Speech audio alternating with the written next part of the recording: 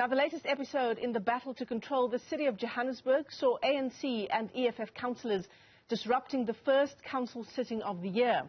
Its councillors disagreed with Speaker Vasco da Gama about voting procedures to elect municipal chair of chairs and Section 79 committee heads. The Multiparty coalition that is governing the city has blamed the ANC for disrupting service delivery to residents and they've opened charges for alleged violent attacks on officials.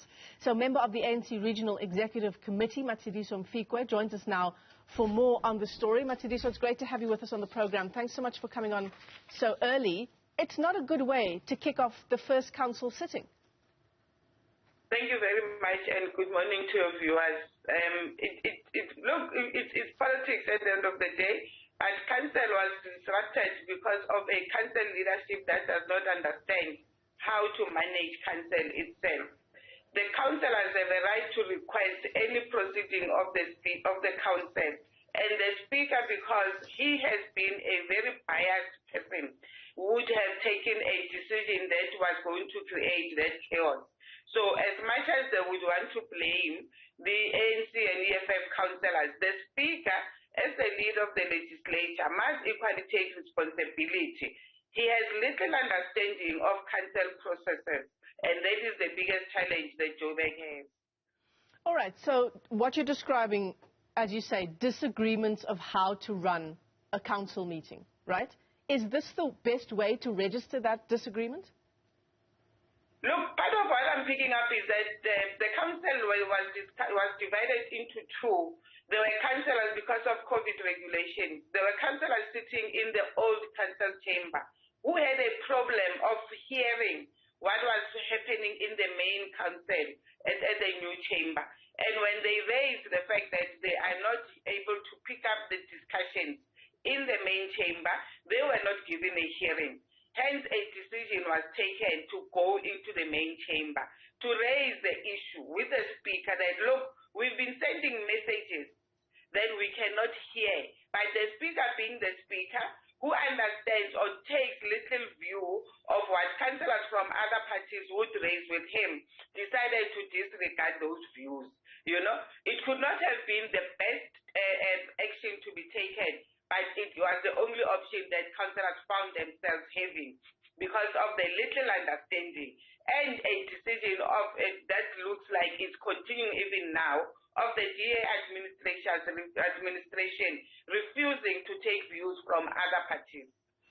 I mean, what you're saying now is so similar to what the DA and the EFF have said. It does sound like a blame game, one party against the other. As I said when I opened up our interview, it doesn't bode well for the multi-party government that is set up in the city of Johannesburg. And of course, at the end of the day, if this is how council sittings are going to proceed, you know, service delivery will no doubt be impacted, and the residents of Johannesburg will be paying the price for the fact that council can't get its house in order.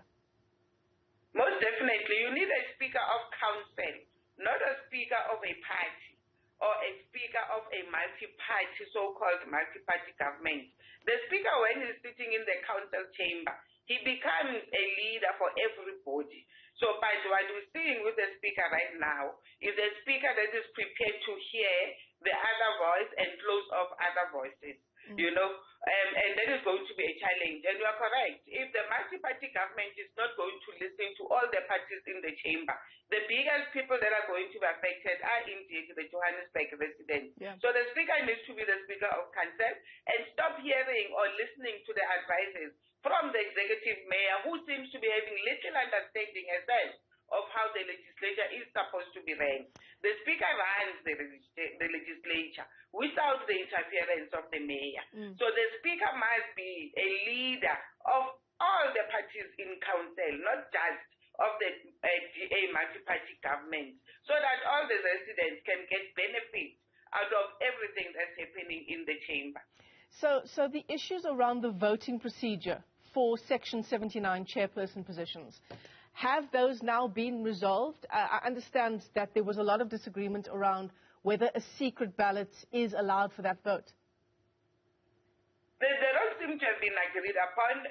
Look, and I think council is sitting tomorrow, so there will still be negotiations. But councillors have a right to request a procedure to be adopted by council, and that is where the problem is. You know, councillors come in the chamber, they requested, but the GA administration refused, and they claim to be having numbers. So if you're having numbers, what is the problem? Don't you trust your own members? Because if it's a matter of trust, why should it affect the Johannesburg residents? And also, why does it have to be a problem for the other parties that are not in the government? So the Speaker must be honest and treat everybody equally. Then council will proceed properly. Be prepared to listen to the other members of the council. So if he's going to run council, as I said, as a multi-party council, then he's going to have these challenges forever.